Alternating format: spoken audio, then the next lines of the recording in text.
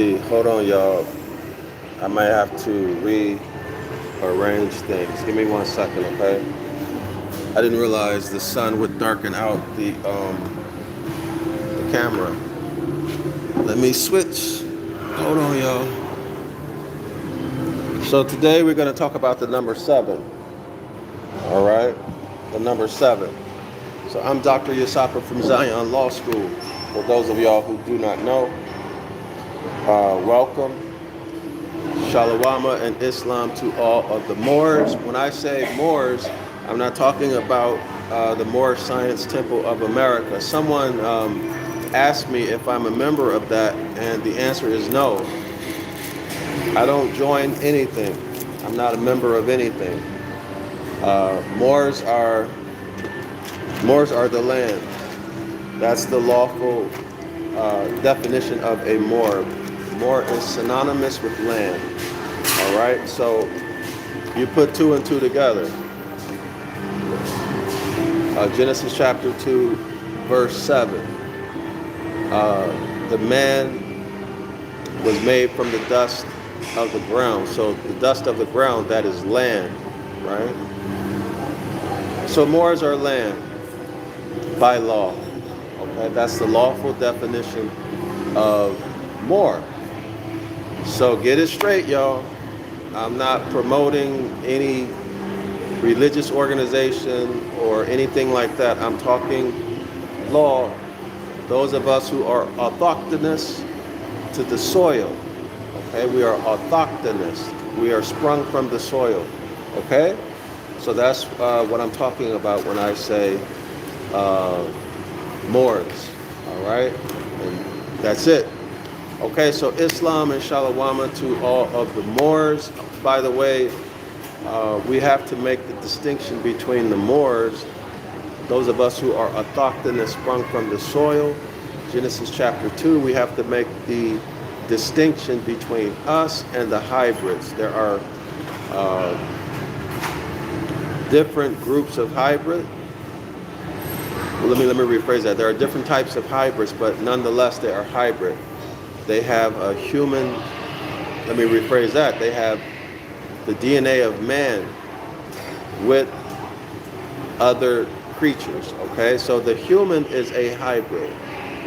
Okay, the human is a hybrid. In law, it is a monster that cannot inherit land. Is that clear? All right, so we have to make the distinction, y'all, conceptually and also in our speech, because speech is jurisdiction. Speech places you in your own jurisdiction, or it places you in the jurisdiction of the corporate state, i.e. the Dogon, i.e. religion, which is ultimately the Catholic Church, okay, which makes you a bondman or a bondwoman, all right? I hope that's crystal clear. Should be for those of you all who have been with me for a while. So we need to finish up the forgotten language of the stars. This is the last subheading in the forgotten language of the stars, and then we can move on. All right, the subheading is the number 7. So welcome to the free astrotheology class. Our textbook is the Gospel and the Zodiac, the secret truth about JC, the Christ figure. The author is Bill Darrell-El. All right. I put the link to the free PDF in the description area of this video so y'all can get it. But if you get that, also get, if you download it, also download The Devil's Pulpit. There's another book in there with the free download, link to a free download. Download all of those 3. Now, I want y'all to support my work by buying my literature. All right? Why do I want you to do it? Because I want you to work your way toward becoming competent in Ancient Ibaryath, so that you can begin your process, your journey of translating the so-called Hebrew scriptures on your own without the need of anyone to help you, all right? All right, so I have written many Ancient Ibaryath books, including something like an ABC book, if you will. It has all of the pictographs and their meanings. Then I have the one-on-one Ancient Ibaryath course, which is a monthly subscription. And then the free, not the free, but the 506 The Curses course. That's a live course, all right? So y'all go register and then show up on Saturday and learn something, because you don't have to pay. You can come a couple times and you don't have to enroll, all right? So you don't have anything to lose. You have everything to gain and nothing to lose. And I can assure you that everything that I know, I have gotten from my knowledge of Ancient Ibaryath. That's why I can see what many other people cannot see. That's why I can put two and two together. It is through those skills. All right, so that falls under linguistics, okay? That falls under the category or the natural law linguistics. But all of us as a people, we need to master, and this is myself included, the 7 liberal arts. All right, we need to master them, all of them, not one, not two, but all of them. This is our heritage. Okay, that's our heritage, and we need to return to our heritage. All right, so linguistics, law, etc. But the 7 liberal arts as the basic education, that's what we need to master first. All right, for example, that's what you need to learn. I might surprise some of y'all when I say this, but from elementary school to middle school, we used to call middle school junior high school. Why not you learn and you teach your children to learn the liberal arts, okay? Schools are so slow. The information that they give is so slow, so slow. Your heirs, your little ones, have much more mental capacity to comprehend and master tons and tons and tons more information than what they're required to in elementary and secondary school. And with proper discipline, proper training, proper guidance, yes, they can achieve bachelor's degree level education by the end of secondary school. Why not? Why not? But anyway, it's a suggestion, all right? It is a suggestion. The goal should be, first, master the liberal arts. At least get a solid liberal arts education. Take your children, or take your heirs rather, let me correct that, take your heirs out of the public school system. Educate them yourselves, and let your goal be to give them a proper liberal arts education by the time they would complete middle school. They already have, for example, a bachelor's or master's degree education in the liberal arts. It can be done. It can be done. All right, so let's get into it. We are on page, 1 second, y'all. I really enjoyed this topic. Y'all remember that? The Rose, the Rose Lasana window, or something like that. What is this called? Yeah, not the Rose. I don't know why I keep.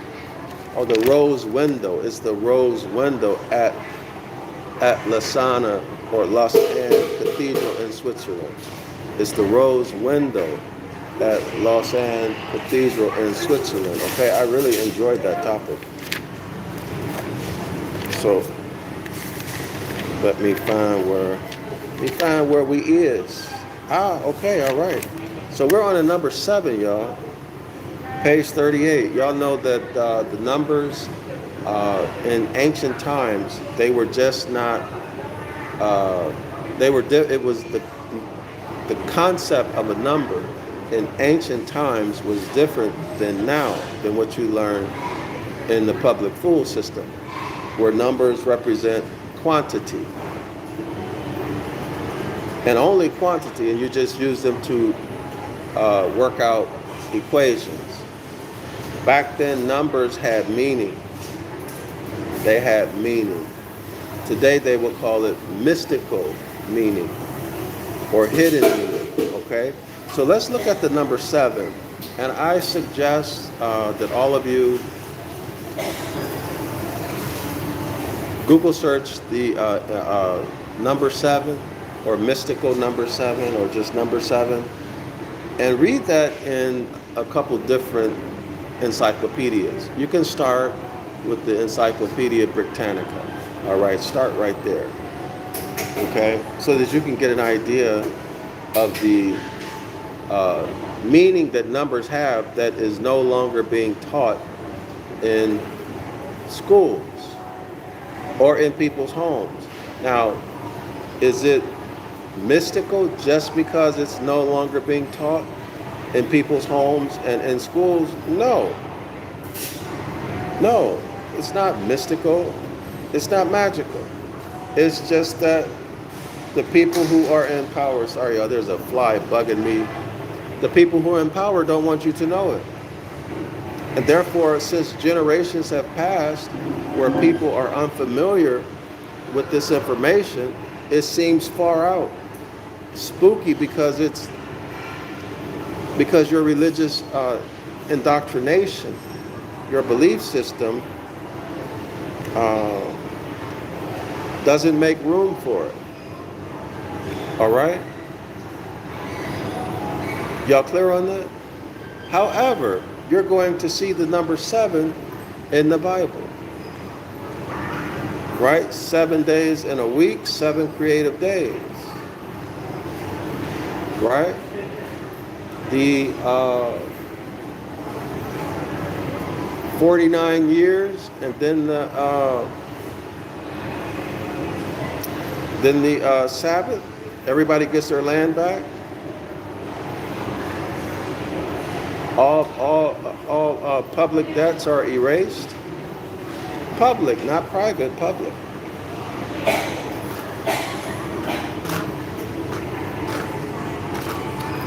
$49 is a multiple of 7. Right? But anyway, there's more. There's more. Let's get into it, page 38. The sacred number 7, which occurs in nearly 600 biblical passages. Y'all got that? See that? See that? So if you say that number 7 is, you know, you're talking about the number 7 and its esoteric meaning or mystical meaning, oh, you're a blasphemer, you're the devil. Well, 7 occurs nearly 600 times in biblical passages. Let that speak for itself. Okay, so this information is gotten from Davies J, page 116. All right. So the sacred number 7 is probably associated with the idea of cosmic harmony. Is probably associated with the idea of cosmic harmony. We heard about cosmic harmony on page 36. There's a whole subheading. All right. The subheading on cosmic harmony is associated, or 7 is associated with cosmic harmony. So on page 36, the subheading Cosmic Harmony reads, in addition to being a natural symbol of the spiritual journey, so we have to be careful with this word spiritual, right? The Zodiac also provides the ancient poets with a symbol of regularity. So here, harmony Harmony is somehow related to regularity, order, and harmony. What it says is right there. Okay? So the zodiac is related to regularity, order, and harmony. Y'all think about a beat, your favorite music. There's a regular order of sounds, right? There's a regular order of sounds, which makes harmony. Okay? So in addition to being a natural symbol of the spiritual journey, who or what is taking a journey? So we see the zodiac, right? We see the zodiac, a belt, a circle, a path. Who or what is taking a journey? How about we replace spiritual with the sun's journey, the S-U-N, sun. And let's read that again. In addition to being a natural symbol of the sun, the disk in the sky, the sun's journey, that's the annual journey from one zodiac sign to the next, to the next, to the next, all the way until it completes the cycle, right? Okay? You can look at that as a 12-month year, or as a grand year, which is somewhere around 25,920 years. Okay? Or you can look at it as a zodiacal age, which is 25,920 years divided by 12. 12 is the number of zodiac signs. That's going to give you 2,160 or thereabout. Clear? All right? So cosmic harmony has to do with the sun making its, or walking across the belt or on the path of the zodiac. Every month, every day, every month, every year, okay, every age, that's every zodiacal age, and then every great year. All right, that's the start, that's from the start of the first zodiac sign, went all the way to 12 and back to 1. Okay? That, as it says, the zodiac also provides the ancient poets with the symbol of regularity, order, and harmony. Okay, so because this cycle or this journey happens like clockwork, every millisecond, every second, every minute, every hour, every day, every month, every year, every age, every great year, it is said to represent regularity. It provides for order, right? Because you know what the seasons are going to be. You know what the weather and climate is going to be. So it provides order, and through that order, there can be harmony. Why? Because living things can live together. There's a symbiosis, okay? That's harmony. All right, so the order, the regularity is needed for the order. The regularity produces order, and order produces the environment for harmony, or the condition of harmony. Clear, everybody? Y'all got that? The stars, which make up the constellations of the sky, appear immutably fixed in relation to one another. Okay, so that's another point. And although the SUN, sun, moon, and planets have their own individual movements through the zodiac, their cycles can be charted, right? In order to be able to chart them, they have to be regular, right? Regular in terms of time. The order has to be, they have to be in order, and there has to be harmony. Otherwise, you could not chart them. It would be chaos. Okay, so let's continue. Their positions predicted or predictable, right? You can predict their positions. Such an orderly procession must have fascinated the ancient world, contrasting sharply with the chaotic quality of earthly life and providing a paradigm of that search for order upon which all human beings are engaged. I would disagree with that. I would disagree, and let me tell you why. Because initially, earthly life would have had to have order, predictable order. Okay? And we still have that. What provides the order? Natural law. It's only chaotic when you're acting out of harmony with natural law. I give you an example. Let's say you're on the African continent. If you want to live, if you want to keep living, are you going to walk out into a place where lions are known to roam by yourself, no weapon? Are you just going to walk out there by yourself? No, right? No. Are you going to, if you're in the ocean on a big ship, in the middle of the ocean, and the waves are, the ocean is doing what it does, doing what it do. Are you going to jump in the water? Well, chances are if you do that, it's acquaintance, right? So you acted out of harmony with natural law. Well, what about if you go steal someone's property? Well, you know what's going to happen, right? You're going to get the natural law. Especially if that property is that man's consort or his feminine heir. Right? You're going to get an everlasting blessing from him.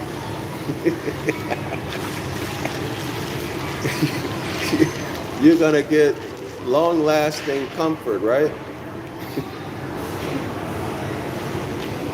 Y'all know what the man will do to you, okay?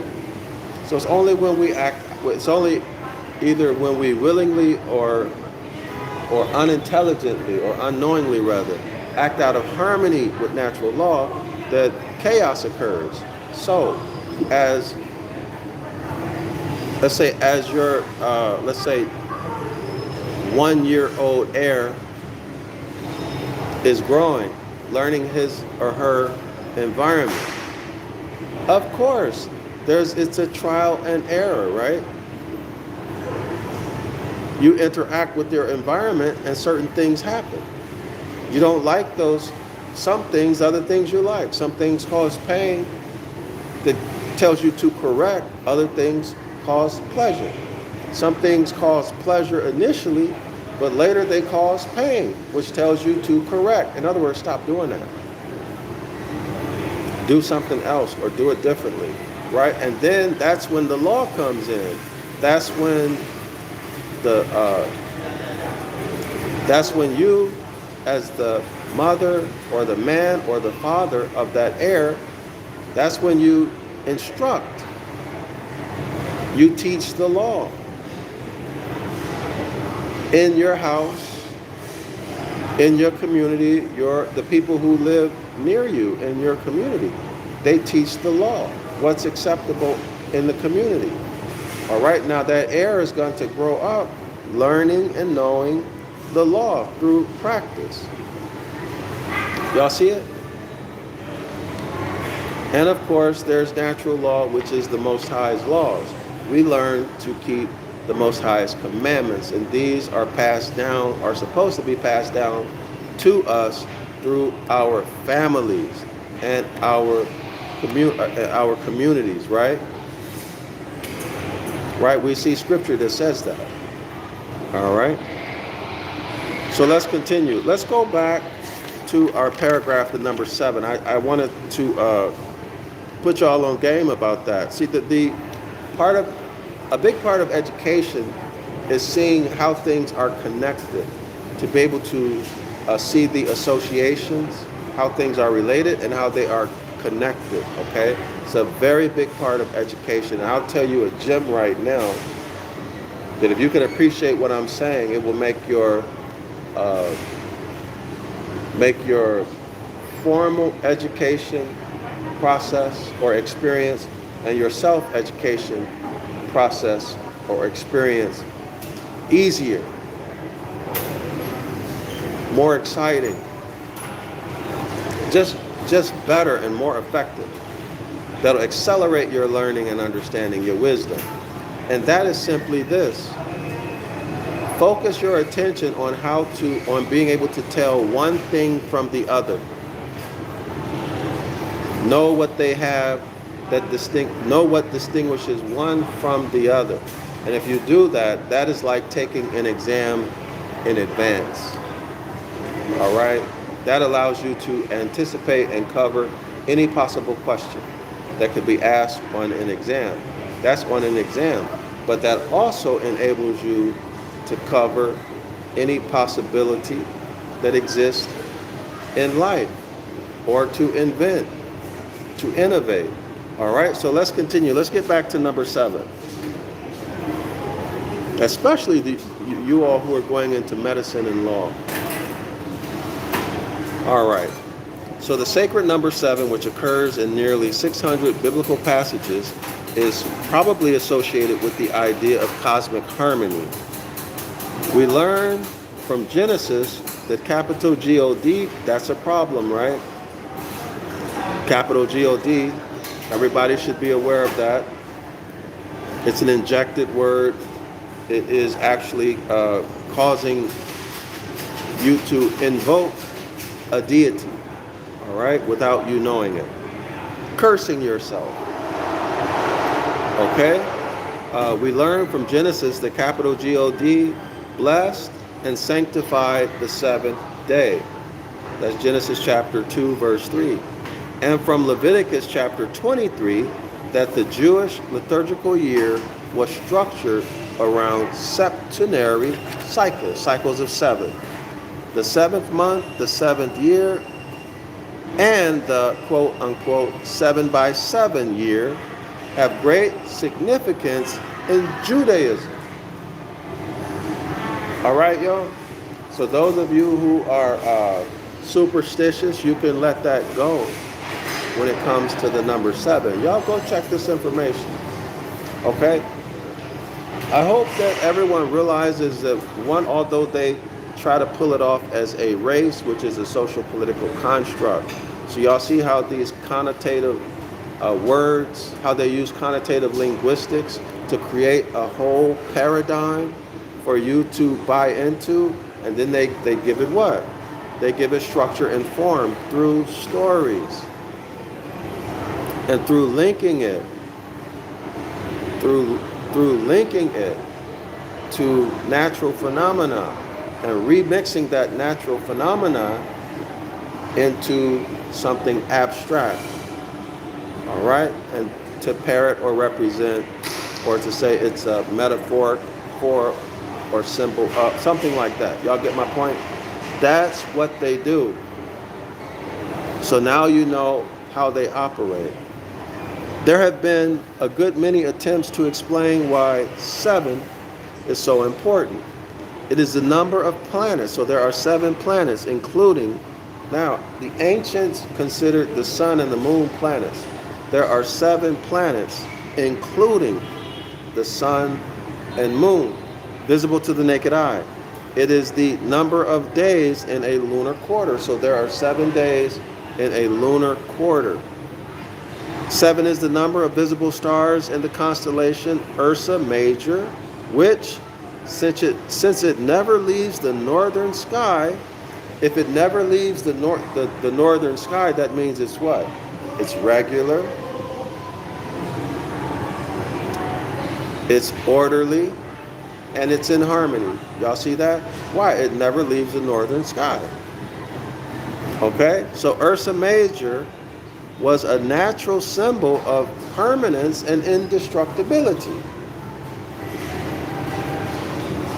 These all seem plausible enough, and any or all of them could be the source of the number 7's reference. However, Joseph Eates Brown, in his The Spiritual Legacy of the American Indian, notes. Now, isn't that interesting? Let me let those sirens go by, y'all. Y'all know before COVID, I hardly ever heard ambulance sirens in Ho Chi Minh City before. I think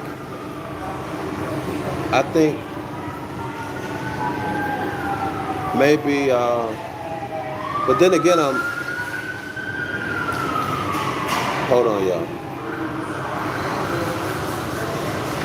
For years, I only heard and saw an ambulance like maybe twice over a period of years.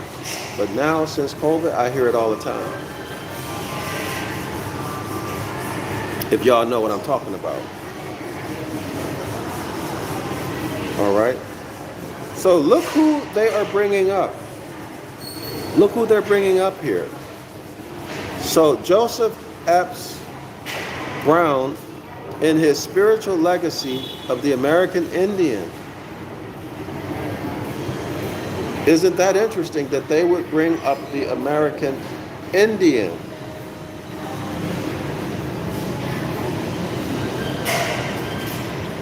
Notes that 7, and we're not talking about the American Indian. When you talk about that culture, that history, they are autochthonous Moors. And keep in mind too that Indian is a tag, it's a brand. It is a brand, a created tag. So we can get rid of Indian. The Americans, the spiritual legacy of the Americans, notes that 7 was also considered on the American continent. And we would expect that, right? Because we Americans are Moors. We're autochthonous, sprung from the soil of the American continent. Right? These things, and like as I always say, my opinion, this is an intelligence that we are born with, given to us free at birth. No different than our ability to, at birth, learn language and speak language. Written language, spoken language, mathematics, okay? Or some type of cosmic conscious language. However that might be, we've been detached from that because we are detached from nature. The whole purpose of me doing this is to help the audience, help you, yes, you, personally you, return to the Most High by following His instructions, all right, which is natural law. The Most High's commandments are natural law. Go back to the 10 Commandments and read them. Also keep in mind Jeremiah 8:8. Jeremiah chapter 8, verse 8. Okay?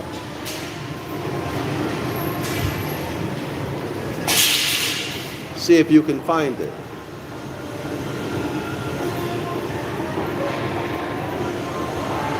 All right, let's continue. All right?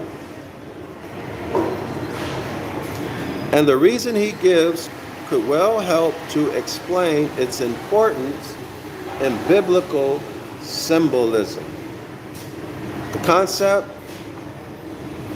of the vertical axis explains the sacredness of the number 7 to the Indians. So I need to do some research to find out what this concept of the vertical axis is, or is it just a vertical axis?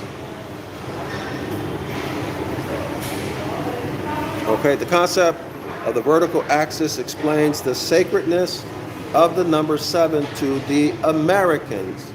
So we just get rid of that Indians, to the Americans. Why can I say Americans? Well, American is in the Treaty of Peace and Friendship, 1836.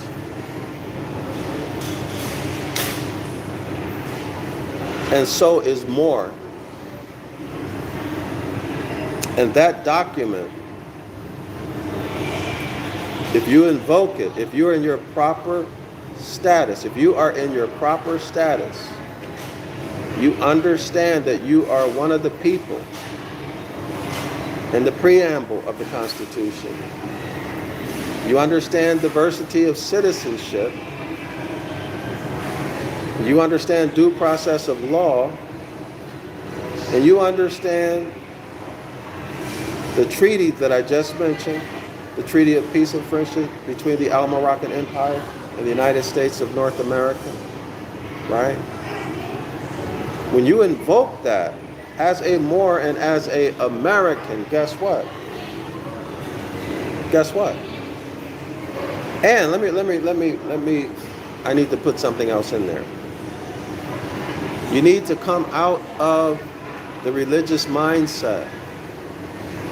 Because remember, we have to return to honor our ancient foremothers and forefathers. They were not into religion. They were not quoting scriptures having to do with the worship of external deities. So we need to get that concept of these external deities, quoting Christian scriptures, out of our vocabulary and out of our mind. I hope everybody can see that.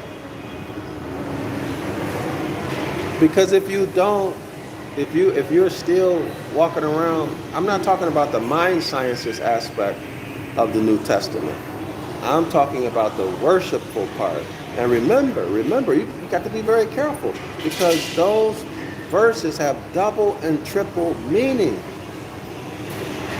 You may think you know what something means, but it may have a double or triple meaning. Okay, and you're not aware of it, and here you are quoting scripture, and you're invoking Raphael. All right? To get active in your life and make trouble for you. Y'all see what I mean? So once we completely eliminate that from our mental process and our thought process, stop speaking it, and put it back in its astrological context in our mind. In our mind. Right? Then, when you invoke the documents that I just talked about and you begin to use them, well, that's your Deuteronomy chapter 30 right there. That's one way to get it back. That's one way to get it back. Of course, not to enter into the promised land, not literally, right? Not literally. But can you reclaim, get your birthright back? Yes, you can. Yes, you can. Now, has the house of Yasharallah been expelled from their land, the promised land? Has that land been destroyed, a burning waste? Yes. But remember, we are autochthonous to the earth. Okay? So we have a place in other parts of the Americas, wherever we might be. We could claim that as ancestral land. Y'all understand? But that will be interrupted and interfered with by forces that are not physical. I know from experience. I'm giving y'all my experience. These demons are real. They are real.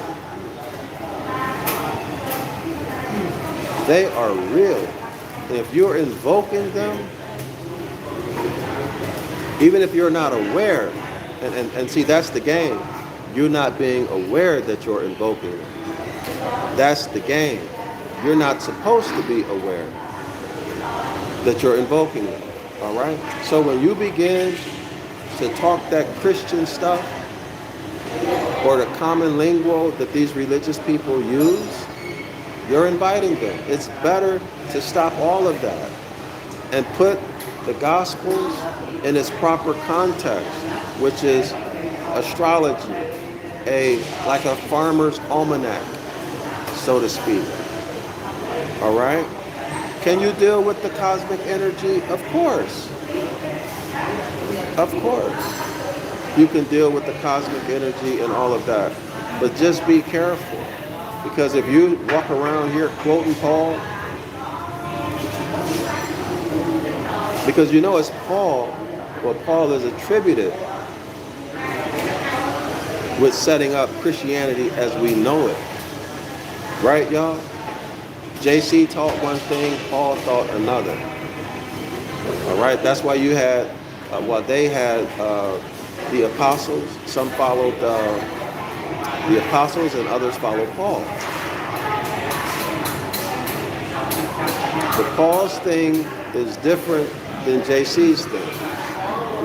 Okay? And remember, there are those who are in the inner house who get to learn the mysteries of the kingdom of God, and those who are on the outside who get religious doctrine, and through that doctrine they get abused. All right? I don't know if I made myself clear, but I hope y'all get the gist of what I'm saying. You can be doing everything right, but you got though that you're still speaking that Christian stuff. All right? I'm not talking about, y'all know how you hear some people who left Christianity, but they still quote those scriptures. They still quote those scriptures. Well, those scriptures are not natural law. Some of them might be, but most of them are not. All right? But you're still quoting them. You're in dishonor. Right? You're in dishonor. Morris places natural law. So I'm sure all of you can think of some, or maybe that's a good assignment. Find some teachings in the New Testament that are contrary to natural law. Okay? You're quoting those, well, you're screwed. All right? And remember too, go back to the devil's pulpit. All right, go back to the devil's pulpit. I wish I could read. It's in the beginning of the book. But the author brought to our attention that these pastors, these local church leaders, they go in their private rooms and they do ceremonies. Yes, ceremonies. To the dark prince or the black prince, right? They do ceremonies, requesting ceremonies and rituals, requesting to receive all power over you, over the people in their congregation. Y'all better go back and watch that. Go back and watch it. I mean, not watch it, but go back and read it. Don't take my word for it. They actually do ceremonies to gain complete power over you. So that's what? Those would be through what? Psychic attacks. Spells, charms, incantations. Anyway, let's move forward. Okay. So the concept of the vertical axis explains the sacredness of the number of 7 to the Americans. And it is interesting to note that their interpretation is identical to that. The Americans' interpretation of the number 7 is identical to the interpretation found in other major religions. Well, y'all know that religion, these doctrines are remixes of science. Okay, so that should not be surprising to us, right? They remix the natural sciences, natural phenomena into religion. So this is not surprising. And just to clarify, I mentioned American and more is in the Treaty of Peace and Friendship, 1836, because that is what gives you, because we are recorded in a document that as the supreme law of the land as being Moors and Americans. Okay? Treaties are the supreme law of the land, and we are recorded there as Moors and Americans. Y'all see that? So if you're wondering who you are, well, there you have it. It's right there for you. In adding the vertical dimensions of the sky and earth to the 4 horizontal dimensions of space, we have 6 dimensions, with the 7th as the point of center where all directions meet. Okay, so y'all can get that on page 36. I guess of The Spiritual Legacy of the American Indian by Joseph Epps. For the native, let me repeat that. Native American is again a made-up word, native. Okay. For the American shaman, black elk, y'all see L in there, right? There's L or eel, and with the suffix K. The point of center where all directions meet was Harney Point in South Dakota. So the point of center is Harney Point in South Dakota, according to what this author is saying. All right, this is from the point of view of American shaman. Okay, black elk. Harney Point in South Carolina is the point of center where all directions meet. Let's see where he's going. But as he went on to remark, anywhere is the center of the world, according to Campbell, published in 1986, page 34. So the American shaman says that the point of center where all directions meet is Harney Point in South Carolina, but whoever this Campbell is, no, wait a minute. He says, as he went on to remark, who's the he? Somebody else's opinion is that the point of center can be anywhere in the world, so you should know where that's going. The point of center, they're going to say, is you, wherever you are. Let's continue reading. Wherever you are in the world, that's the point of center. Physically, if we just look at what they're talking about, the physical point of center in nature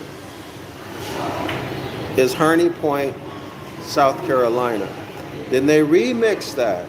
Okay, they're gonna remix it. I can see it.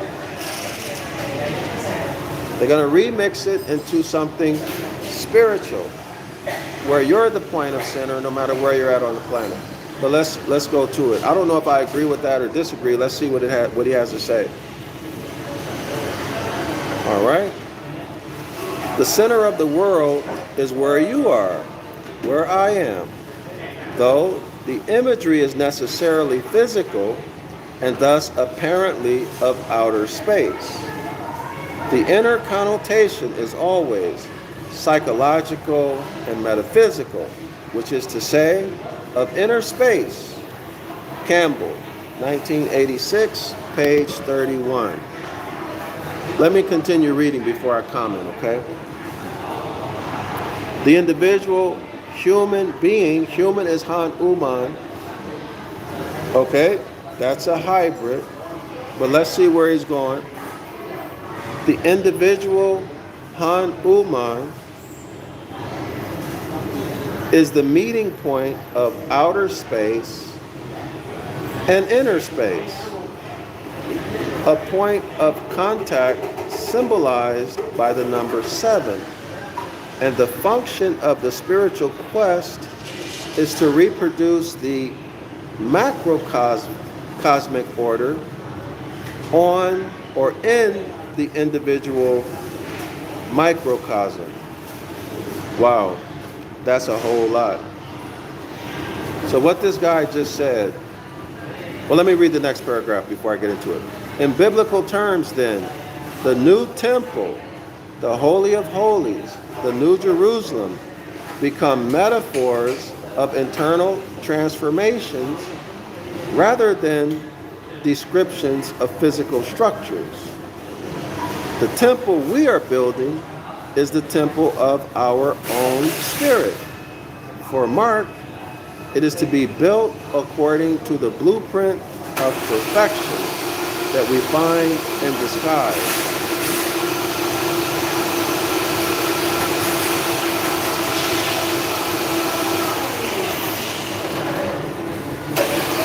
Hold on, let me let that machine go. All right, wow. There's a whole lot packed in that, y'all. The center of the world is wherever you are. That's physical, right? He's talking about your physical body. Where I am, though the imagery is necessarily physical and thus apparently of outer space.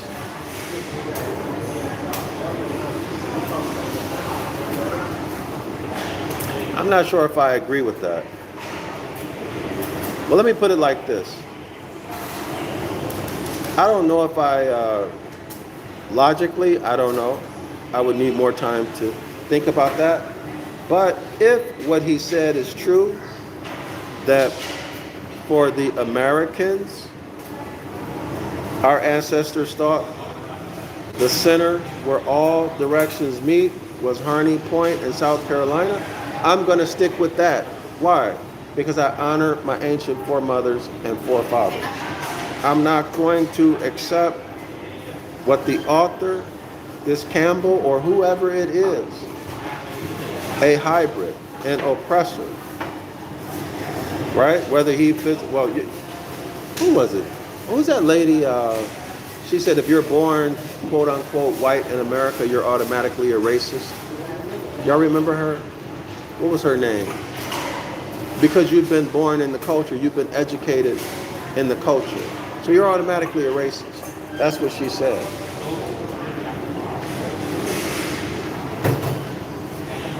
So I will not go with, if I'm unsure about something, I'm not going to go with a hybrid. I'm going to stick with my ancestors. I don't know if what he said is true about the Americans. But for right now, I'm going to rock with that. I hope y'all see my reasoning. Because I don't trust a known criminal. I don't trust a known liar.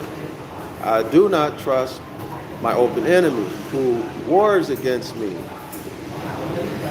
24/7 through water, through food, through education or indoctrination, right? Through air, through land. I'm not going to trust that. So I don't know. So I'm going to go with the physical meaning. All right? I'm not going to be transported. I'm not going to transport myself into this Christian narrative or any other narrative. I'm going to stay in the physical world. For me, I don't know about y'all, but for me, the center where everything meets is physical. Based on this text, it's Harney Point, South Dakota. Maybe there's other information from our ancestors that may be more correct than this. But I want to show you my thinking process. Okay? So as he went on to remark, anywhere is the center of the world. No. Anywhere is not the center of the world. My ancestor said the center of the world is Harney Point, South Dakota. You can take that someplace else. We ain't buying that. Right? We don't, we're not that generation.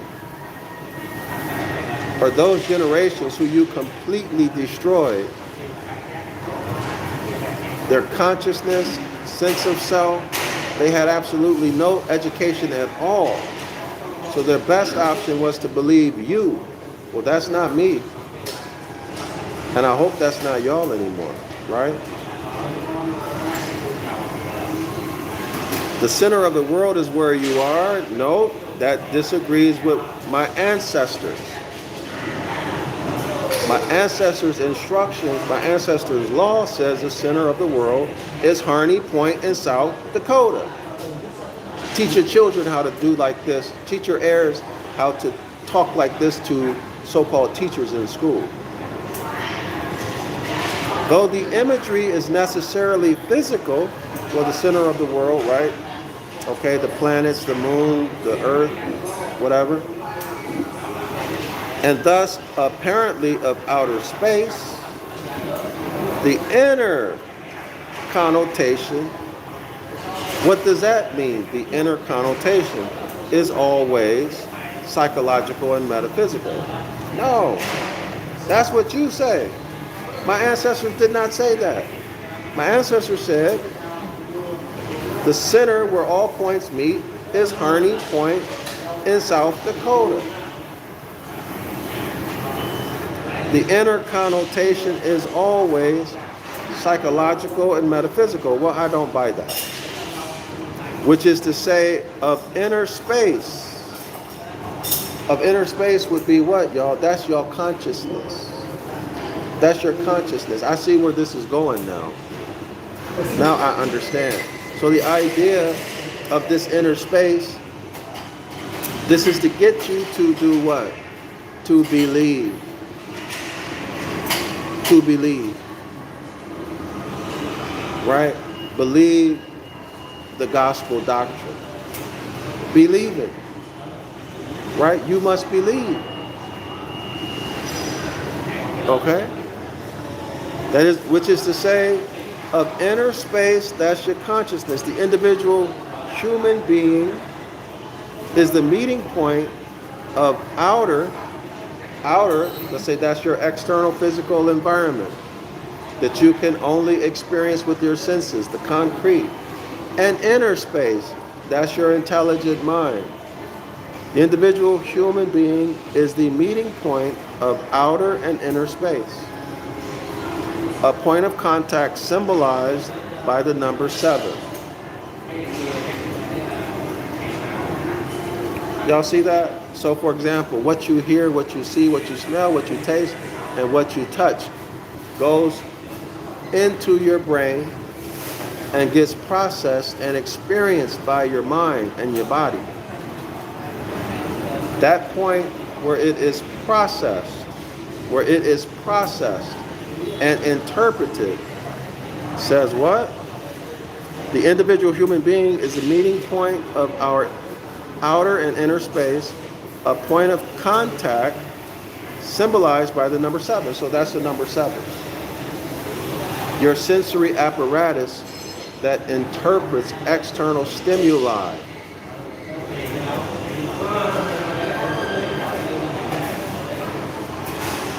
Your neuronal apparatus or your neuromuscular, all of it,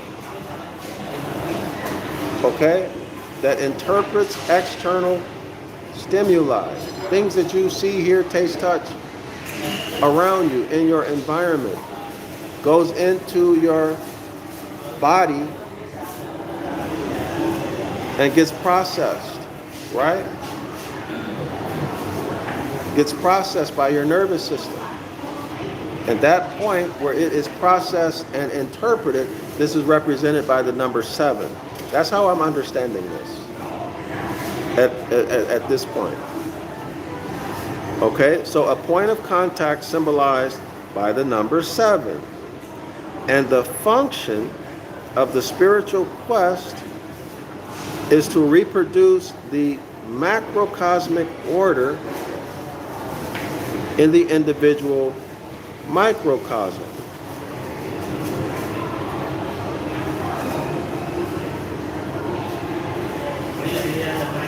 The function of the spiritual, no. I think what he thinks, I think what the author means by spiritual quest is your journey as a Christian, your suffering journey. That journey where you carry your cross. That's the spiritual quest. You're suffering. That's already problematic because suffering means you're talking about curses, right? Curses, that means you're talking about a punishment for not following natural law. Punishment, physical punishment for not following the Most High's commandments. See? A point of contact symbolized by the number 7, and the function of the spiritual quest is to reproduce the macrocosmic order. Macrocosmic order. I don't know if he's talking about the order that we discussed on page 36 under cosmic harmony. Y'all remember that? The S-U-N sun in the sky. The S-U-N sun in the sky. Its journey through the 12 zodiacs on an annual basis, right? Let's go back to page 36. Page 36, cosmic harmony. In addition to being a natural symbol of the spiritual journey. Okay, let's go back to page 39.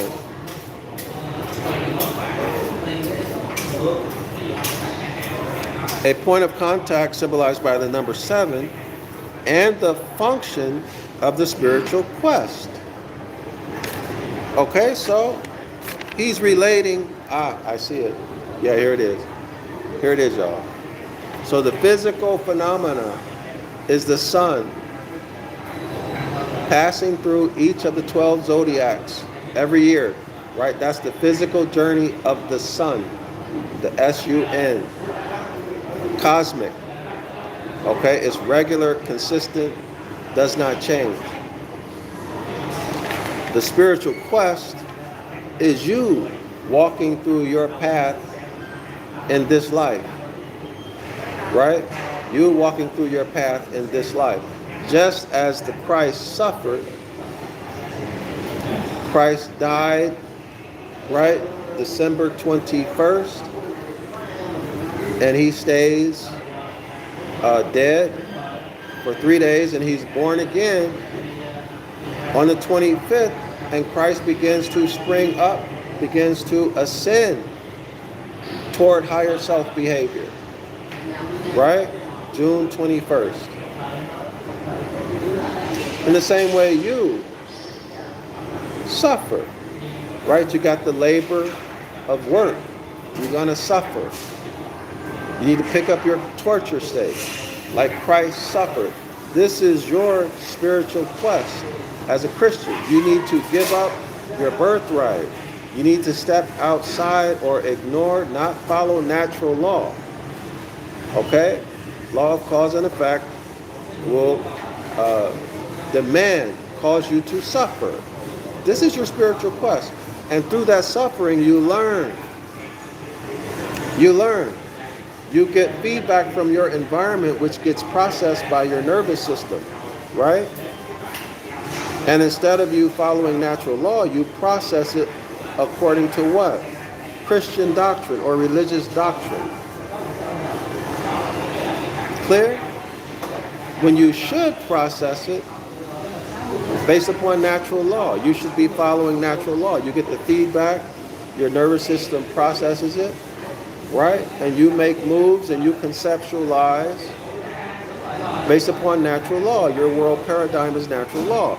But you've been detached from that. That's been taken away from you. You're doing all of your number 7 is religion. Let me put it like that. The mechanism that processes that external stimuli, that number 7 is Christianity. All right, let me go back to it. Okay, and the function of the spiritual quest, that's the function of your suffering.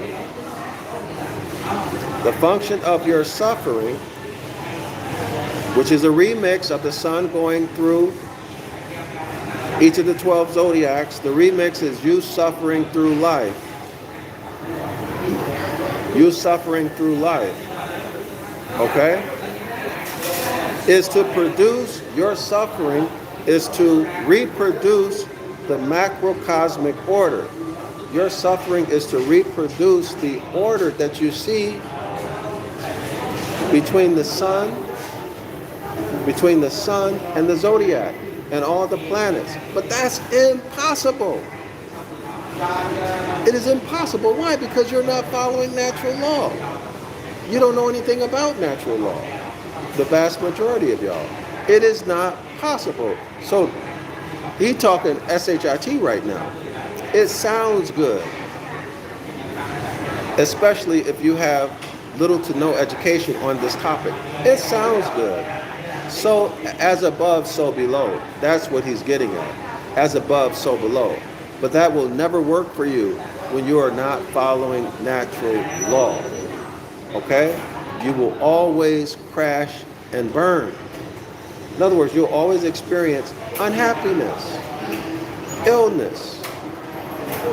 Because why? At the most basic level, your diet is not natural. Pork will always give you certain infections, cause you to have high blood pressure. Always. Why? Because you should not eat it. It's not suitable food for your physical body. You're out of harmony with nature. All right? You eat a diet of shrimp, crab, lobster, it will always cause you to have cardiovascular problems. Okay? Your arteries are going to get clogged. Why? Because it's not suitable food for you. The same way as if you go out and you drink some poison. It's going to cause you to expire. Why? Because it is not suitable food for you. So I see where this is going now.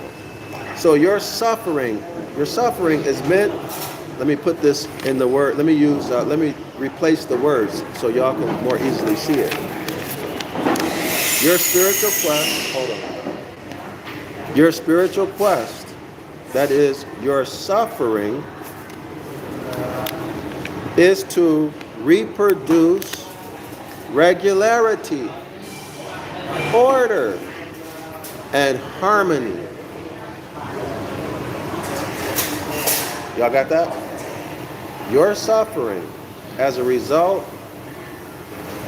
of not following natural law is to produce regularity, order, and harmony. That's the microcosm, the sun with the 12 zodiac signs that we just talked about. Okay? That's the macrocosm rather. Macro means big. The microcosm is you, your body, the small, your consciousness, right? To reproduce the macrocosmic order in the individual microcosm. In other words, your mind is going to produce honorable behavior. But we see that is not what happens in religion, is it? No, that's not what happens in religion.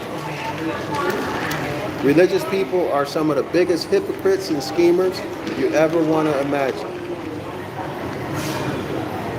That's why decent people, people who are more honorable, they get turned off with religion. And this is why. So this is all flowery talk, y'all. This is all sweet talk. This is not what happens. Now, if a man or a woman returns to nature, yes, will he or she harmonize with the macrocosm, with the sun, with the zodiac, with the whole macrocosm above? Of course. Of course. But you cannot do that in religion. Why? Because religion requires you to ignore natural law. I hope everybody gets it. In biblical terms, then, the new temple, the Holy of Holies, the New Jerusalem, become metaphors of internal transformations. All right? So that suffering is supposed to make you a better person. And what's a better person in terms of Christianity? What did Christ say? When somebody slaps you, give them the other cheek, make you into a chump. What else? Women are supposed to, even when I was in Christianity, this was ridiculous to me. Women are supposed to let their husband tell them what to do and follow their husband, even when they know the husband doesn't know what he's talking about, or he's failing, or it's about to fall down. The woman is supposed to go along with that. What kind of idiot? Let me rephrase that. Let me rephrase that. We all, your first obligation is self-preservation. Yeah, self-preservation. So if I see you jumping off a cliff, I'm not going to jump with you.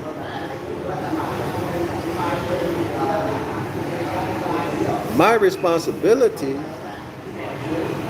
is to give you some information and some options so that you won't jump off the cliff. But if you choose to jump off that cliff, that's all. That's it. That's your choice, right? But that scripture, the head of every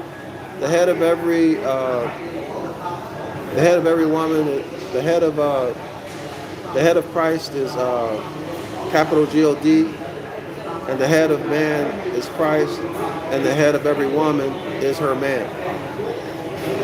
And in the religion that I was in, that was enforced strictly. Even if he was wrong, you need to follow. You need to crash and burn with him. And I'm here to tell y'all that goes against natural law. Don't let somebody pull you down. I'm talking about down. I'm not talking about mistakes. I'm not talking about mistakes. I'm talking about things that can shatter you or crush you or put your heirs in jeopardy. Those are the kind of things I'm talking about. I'm not talking about things like we have a disagreement on what we should invest in, unless you see that it's going to lead to financial ruin, or where we're going to eat at. Y'all see the distinction that I'm trying to make? You're not obligated to let someone destroy your life just because that's your man or your husband. All right? That's against natural law. Or to destroy your heirs physically, or their ability to have food, shelter, etc., etc. All right? That goes against nature.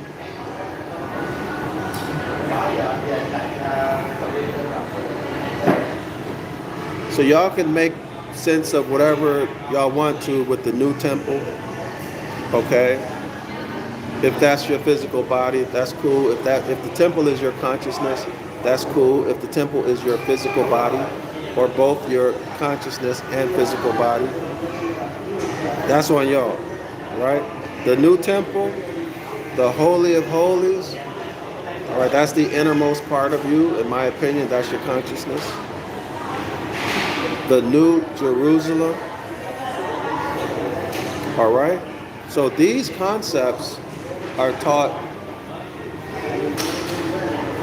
in religion as being physical, right? A real New Jerusalem, a physical temple, and a physical Holy of Holies inside the temple, all right? But the author is saying, no, they're not that at all. It's actually you, the individual man or woman. Okay? So these become metaphors of internal transformations. You go from dishonorable behavior to honorable behavior, and that honorable behavior is regular. It's regular. It's in order, or you're in order, and it produces harmony between you and everyone around you in all areas of human activity. It produces harmony. All right? The temple we are building is the temple of our own spirit. See? Spirit. To me, that sounds like the soul that survives after death, according to Christians.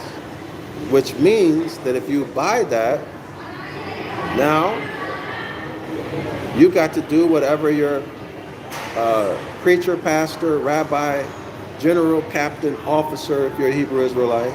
Whatever doctrine they tell you, you got to follow it. Why? Because your spirit, your soul is in jeopardy. Now they got control over you, right? Again.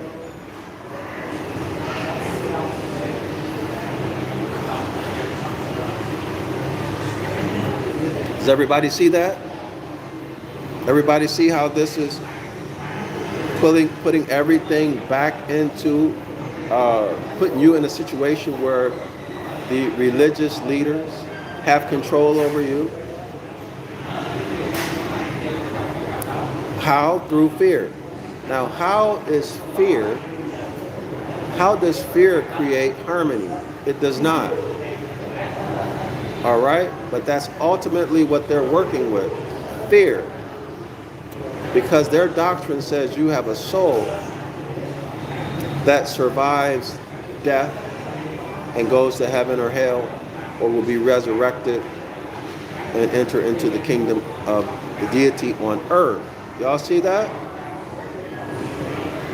Clear?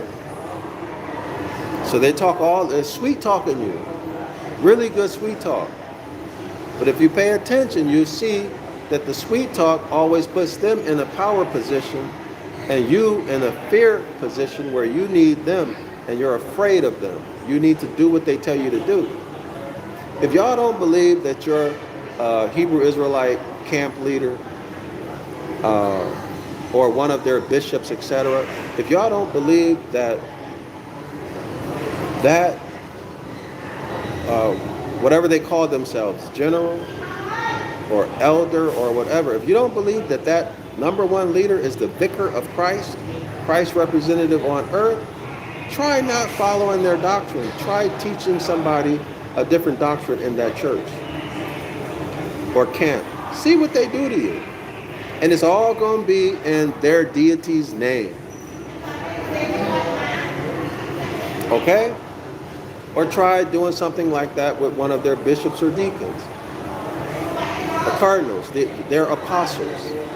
You're going to get that everlasting word from them in their deity's name. Why? Because that leader represents Christ on earth. You in his house.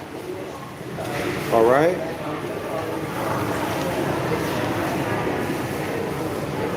Okay, so for Mark, the temple is to be built according to the blueprint of perfection that we find in disguise. So do y'all see how ambiguous that is? He talks about the natural phenomena, but not the mechanics of it. Okay, so you can see it, get the image in your head, but what are the laws that are governing that regular, ordinary, harmonious movement? Well, those are the laws of nature, and that's what you should be following, because they are governed by the laws of nature, not by Christian doctrine. If you follow the Christian doctrine, you will be out of harmony with nature, period. Islam to all the Moors. If y'all want to learn more or continue learning what I'm teaching, the astral theology, keep on coming and watching and learning, okay? I have links to Ancient Ibaryath books that I have written. The skills that you have seen me demonstrate, I have learned these through my knowledge of Ancient Ibaryath. All right, so y'all support my work by buying my books. If you want us to have our own book of the law, where I will remove all of the Jeremiah 8:8 occurrences, all of the lies and deceit, I'll put back into the book of the law all of the natural law, the natural phenomena, the principles and concepts, etc. Then y'all can send in your donation to my PayPal, paypal.me/Zion Law School. Don't send it to my Cash App because that account is closed. paypal.me/Zion Law School. I want to say thank you to all of you all, scholars, for spending the evening with me. I appreciate it. That's really all I have to say. I'll see y'all on the next one. If I have energy and time, I'll be back in about 12 hours. All right. Shalom.